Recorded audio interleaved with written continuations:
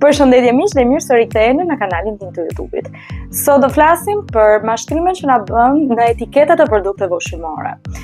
Marketingu vepron shumë mirë dhe duke kombinuar ngjyrat e lehta dhe të bukura me shprehje të tipit bio, fit, healthy, pra të shëndetshme, shpeshherë gënjehemi rreth cilësisë së produktit ushqimor, na duket sikur po bëjmë zgjedhjen e duhur, por jo gjithmonë është kështu dhe bashkë do zbulojmë se cilat janë këto raste.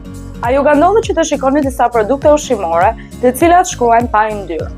Dhe mendimi i parë do të jetë patjetër ai sipas të cilit që ka alternativa më shëndetshme. Por keni kujdes, zakonisht bëhet fjalë për produkte si bylmetra apo në produkte të qumshtit, të tipit kos, apo dhe salsat e sallatrave të cilat janë të gatshme, ku shënohet se janë pa përmbajtje të yndyrës. Por e dini se në mënyrë që të jetë sa më i këndshëm për konsumatorin produkti, pra të ketë të njëjtën teksturë apo edhe një shije të kënaqshme, shpeshherë këto produkte kanë dhe sheqerna të shtuar. Prandaj keni kujdes dhe lexoni përmbajtjen e etiketë lidhur me sheqerna të shtuar dhe gjithashtu do ju sugjeroja që kosti i frutave nuk është alternativë shëndetshme. Më mirë merrni kos natyral dhe shtoni fruta të freskëta vetë dhe ndërkohë për sa i përket salsave të gatshme të sallatrave, do sugjeroja që të përdorni vaj ulliri dhe ull ose lëng limoni. Kjo do të jetë sigurisht alternativa më e shëndetshme për të tilla raste. Duke vijuar me idenë e kostit të frutave, akoma sot e kësaj dite për fat të keq ka njerëz të cilët mendojnë se lëngjet e frutave të gatshme janë të shëndetshme, por nuk është fare kështu. Sado të shkruajmë bio, sado të shkruajmë me frut, 100% frut etj, kujtojmë që nuk kanë fare përmbajtje të fibrave. Edhe nëse juve do të merrni portokallin ta shtyllni vetë, nuk do të jetë një lloj sikur të hani një frut të plot, por arsye se pjesa që mbetet pas shtrydhjes është ajo e cila është më e shëndetshme, sepse ka edhe përmbajtje më të lartë të fibrave. Çfarë pini ju me lëngje të frutave? Ujë me sheqer praktikisht. Preferoni të konsumoni fruta të freskëta, pra shmangni çfarë do lloj lëngu fruti, sado që në etiketim të shënoj bio apo me përmbajtje 100% të frutave. Një produkt tjetër ka të bëjë me qumshtat alternativ. Sot shumë njerëz janë intolerantë ndaj laktozës dhe për të shmangur qumshin që është qumësh, pra me origjinë shtazore, ekzistojnë këto alternativat bimore të tipit qumësh bajame, soje, arra apo çfarëdo lloj qumshti tjetër alternativ.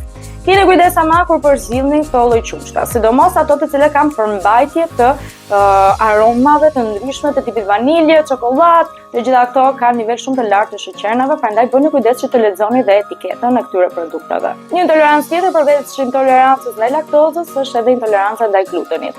Dhe shikoj shumë njerëz të cilët blejnë produkte pa përmbajtje të tij për arsye se duket sikur është alternativë shëndetshme, por është për ata persona që janë intolerantë ndaj glutenit, për ato persona të cilët nuk arrin ta tresin dot. Nuk do të thotë detyrimisht që pra është alternativa më e mirë dhe të gjithë neve duhet të orientohemi drejt këtyre produkteve.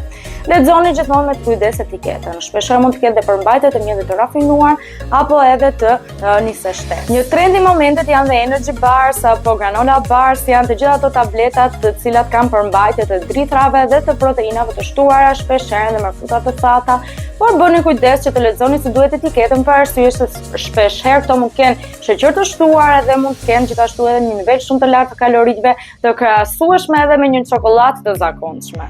Të jemi të sinqertë, të gjithë ne na ndodh që të kemi nevojë për disa snack të cilat nuk janë të shëndetshëm të tipit dhe patatine.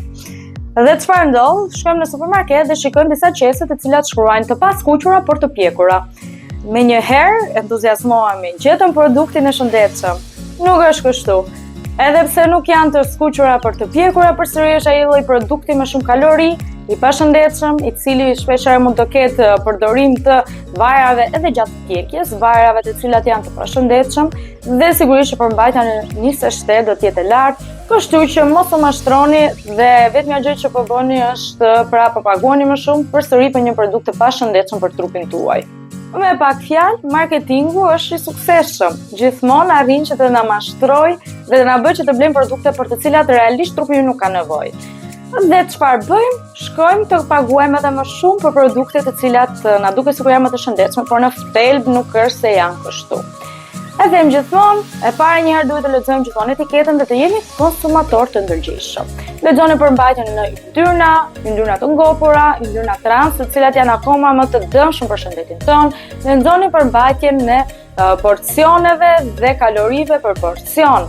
Lexoni gjithashtu edhe për mbajtjen e sheqernave dhe të sheqernave të shtuar. Dhe mbi të gjitha, duhet të orientohemi ndaj produkteve sa më natyrale, në kuptimin sa më pak të përpunuara, pra të zgjedhim vetë produktet bazë, frutat, perimet dhe t'i përgatisim në shtëpi dhe jo salsa të gatshme, në produkte të ndryshme të paketuara me thesin përpunime dhe pjekje, pra sa më të përgatitura dhe të jenë, aq më të shëndetshme do të jenë produktet. Gjithashtu lexoni edhe përbërësit.